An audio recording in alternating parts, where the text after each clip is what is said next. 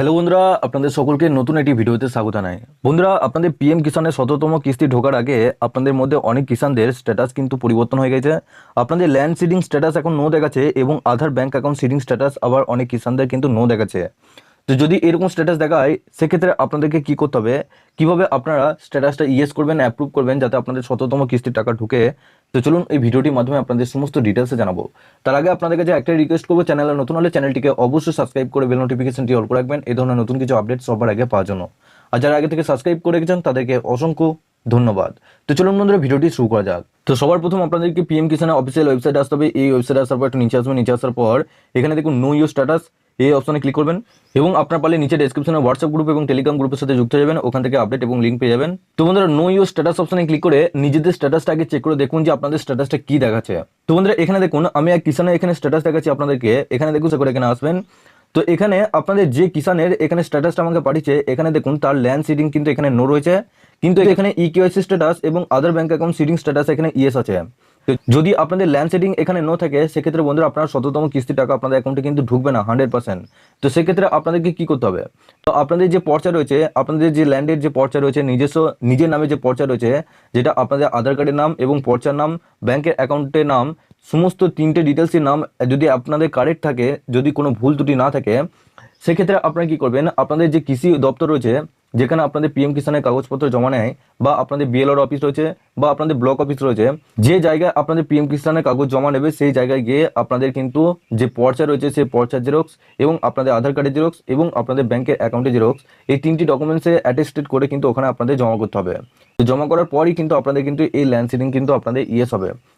আপনাদের 1 থেকে 1.5 মাসের মধ্যে আপনাদের কিন্তু এখানে ইয়েস হয়ে যাবে স্ট্যাটাস। তো আপনাদের কিন্তু এখনো হাতে সময় রয়েছে, যাদের স্ট্যাটাস যদি এখানে নো দেখায় সেক্ষেত্রে আপনাদের ১৭তম কিস্তি টাকা ঢোকার আগে কিন্তু আপনারা অবশ্যই এই স্ট্যাটাসগুলো আগে চেক করে দেখুন যে আপনাদের এখানে নো আছে কিনা। যদি নো থাকে তাহলে আপনাদের এই কাগজগুলো অবশ্যই জমা করতে হবে। এবং বন্ধুরা, এখানে দেখুন আর একটা এখানে আমি স্ট্যাটাস দেখাচ্ছি, এখানে এলিজিবিলিটি স্ট্যাটাসে করে দেখুন এবার এই কিষানের অ্যাকাউন্ট সিডিং স্ট্যাটাস এখানে নো রয়েছে।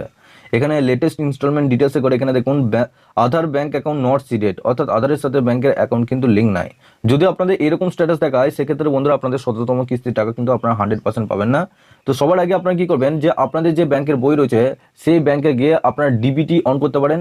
ডিবিটি বলতে আপনাদের ডাইরেক্ট বেনিফিট ট্রান্সফার, যেটা আপনাদের আধারের মাধ্যমে যেই টাকা যাতে আপনাদের অ্যাকাউন্টে ঢোকে সেই জন্য আপনাদের ডিবিটি লিঙ্ক কিন্তু অন করতে হবে। তো যদি আপনাদের সেই অ্যাকাউন্টে ডিবিটি লিঙ্ক অন হয় তাহলে আপনাদের কিন্তু এখানে ইয়েস হবে। যদি না হয় সেক্ষেত্রে আপনারা অন্য কোনো ব্যাংকের একটা অ্যাকাউন্ট খুলে নিন। সব থেকে বেস্ট হবে অন্য কোনো ব্যাংকের একটা অ্যাকাউন্ট খুলে সেখানে ডিবিটি অন করে নিন। ডিবিটি অন করলে ওখানে কিন্তু আপনাদের পিএম কিষানের টাকা আপনারা 100% পেয়ে যাবেন। কিংবা আপনারা ইন্ডিয়া পোস্ট পেমেন্ট ব্যাংকের একটা অ্যাকাউন্ট খুলে নেবেন। ইন্ডিয়া পোস্ট পেমেন্ট ব্যাংকের অ্যাকাউন্ট খুলে নিলে ওখানে আপনাদের যখনই অ্যাকাউন্ট খুলবেন তখনই প্রথম থেকে আপনাদের ডিবিটি কিন্তু অন হয়ে থাকবে।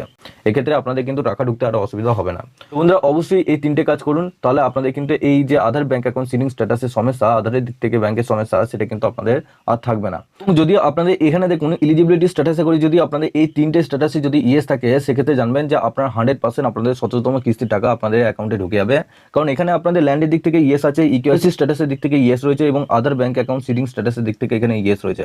তো আপনাদের কিন্তু কোনো সমস্যা নেই, আপনারা 100% আপনাদের অ্যাকাউন্টে কিন্তু টাকা ঢুকে যাবে। তো বন্ধুরা, আপনারা অবশ্যই নিজের স্ট্যাটাসগুলো আগে চেক করে দেখুন যে আপনাদের স্ট্যাটাসটা কি দেখাচ্ছে এবং আপনাদের স্ট্যাটাসটা নিচে অবশ্যই কমেন্ট বক্সে জানাবেন কি দেখাচ্ছে। আপনাদের স্ট্যাটাসটি নিয়ে অনেক ভিডিও কিন্তু আমি দিয়ে রেখেছি, কি স্ট্যাটাসের সমস্যা থাকলে আপনাদের কি করতে হবে সেগুলো অবশ্যই একবার দেখে নেবেন যদি আপনাদের ওইরকম স্ট্যাটাসের সমস্যা থাকে। এছাড়াও নিচে ডেসক্রিপশনে হোয়াটসঅ্যাপ গ্রুপ এবং টেলিগ্রাম গ্রুপের সাথে যুক্ত হয়ে ওখানে আমাকে পার্সোনালভাবে এসএমএস করে পাঠাতে পারেন আপনাদের স্ট্যাটাসটা কি দেখাচ্ছে এবং ওখান থেকে আপনারা আপডেট এবং লিঙ্ক পেয়ে যাবেন। সবার শেষে আপনাদের কাছে একটাই রিকোয়েস্ট করবো, চ্যানেলে নতুন হলে চ্যানেলটিকে অবশ্যই সাবস্ক্রাইব করে বেল নোটিফিকেশনটি অল করে রাখবেন এই ধরনের নতুন কিছু আপডেট সবার আগে পাওয়ার জন্য। আর যারা আগে থেকে সাবস্ক্রাইব করে রেখেছেন তাদেরকে অসংখ্য ধন্যবাদ।